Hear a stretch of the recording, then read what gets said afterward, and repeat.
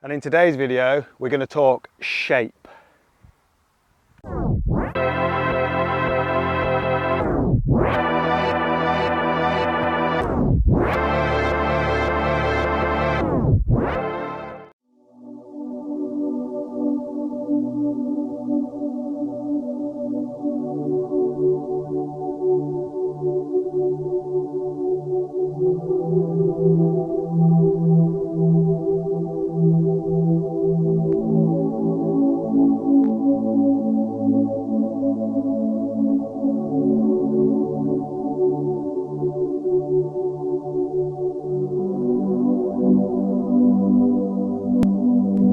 Well, hello everyone, welcome back. Welcome back to another video. More specifically, welcome to Minchinhampton Common, where you join me for another Range Rover L322 video. And in today's video, we're going to talk about the design and the shape of said L322. I mean, look at it, just sat here in the sun. Look at it, just sat there. So today I'm going to go into a bit more detail into who designed this thing. Slab, block, Chelsea tractor. What else do we call them? Oh yeah, gas guzzler, piece of hunk of junk, money pit. What else do people call them?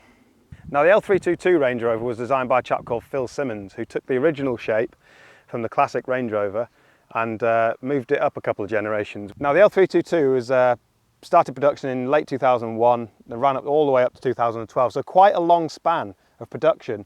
And I think they've just done a spectacular job. They've kept the classic Range Rover shape, which was the plan. Original plan by Phil Simmons was to keep the original Range Rover shape, which I think they've done brilliantly. And they've just given it a little bit of a twist. And you can really see how the classic Range Rover shape shines through. You've got the slabbiness still of the Range Rover. They've beefed it up a little bit. They've taken some of the square edges away. You've got this beautiful detail where the bonnet overlaps the front wing, so it curves over.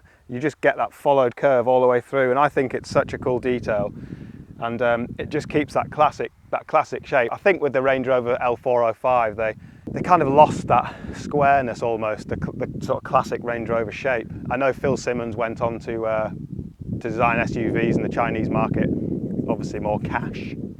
In a way it's a little bit sad that the history of these cars is going to be sort of, you know, dragged out to a bit of an end, which makes them a bit of a relic. I do genuinely think these will become a bit of a classic in a few years' time, and they're worth hanging on to.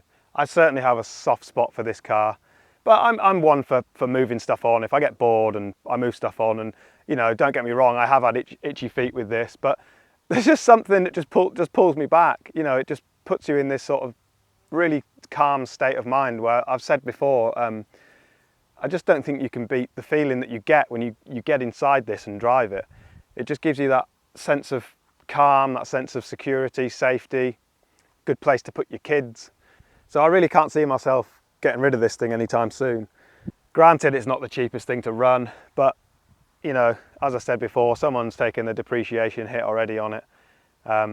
Yeah, the tax is high. It's not the cheapest thing to fill up, but I just think the sense of security you get from it, the sense of safety, the comfort levels, it's hard to come by in something else, really. But I just absolutely love the shape of it, the lines, how much glass is available in it, the visibility is outstanding. And I think Phil Simmons, if you're watching, thumbs up. And I know deep down that most people are Range Rover fans. It was in me somewhere. I've always kind of cast them aside, and every time they came up on forums or websites for sale, I always looked at them after having a bit of a bad time with the Discovery 3. I kind of cast the idea of a Land Rover product to one side, but this one has definitely stolen my heart. Deep down, I plucked it out, and yeah, it's something it's really fun to live with. And it's a bit of an end to an era really with these things, because as we delve into the EV market, and eventually obviously the future will be electric, there will be no more of these V8, and eventually we probably will all end up in these boring soulless electric cars, as the price to run these things will eventually skyrocket. But for the moment, I'm just going to savour this era of a Range Rover. They really do have a character, these things, and credit yet again to Phil Simmons for designing such a incredible beast that just fits in wherever it goes. So many of you may know I am a carpenter by trade. I use this for work. I don't put materials in it, but I carry my tools. It's a Range Rover. It's got a big boot. And it's great. It's fantastic to use every day.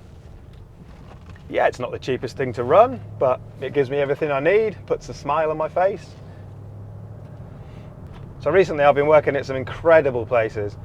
These particular clients are massive petrol heads and have access to over, I think their inventory is about 300, Mustang, behind a Mustang. Their inventory is over 300 cars, one of them being a Bugatti Type 35. And I was given access to film a little bit of them. So they currently have a Defender 110 V8, which is an absolute beast. They've got a 405, L405 Range Rover, really low mileage, it's immaculate, it's a lovely looking thing. But the star of the show for me was the Aston Martin Vantage GT8, and it was absolutely beautiful with the aero pack on it.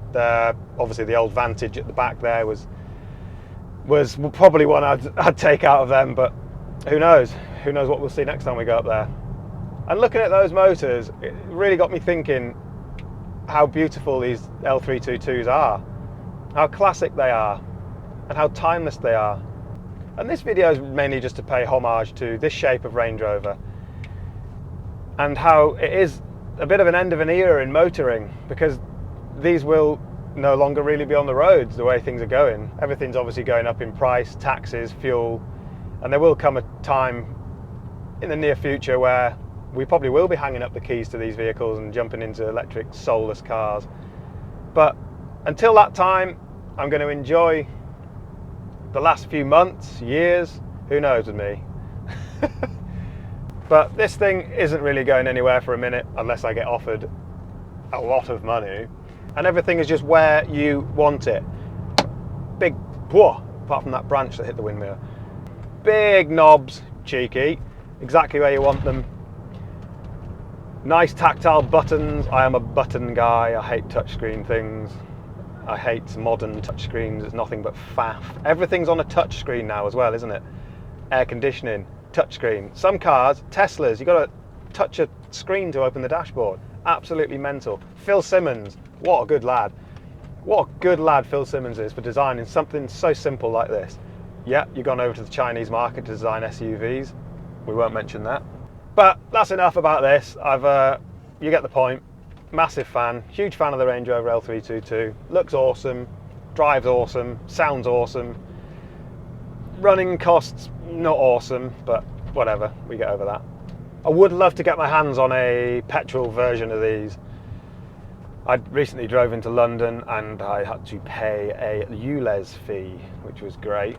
But if you drive a 5 litre supercharged petrol V8, you don't have to pay it. Go figure that out. How does that work? Anyway, less of the politics. But yeah, I'd love to get my hands on a 5 litre supercharged variant. So maybe I just ditch this and then get into a petrol version. Who knows? Quick, go off and enjoy the rest of the summer because it's going to be sunny next week. And I'll see you in the next one. Thanks, guys.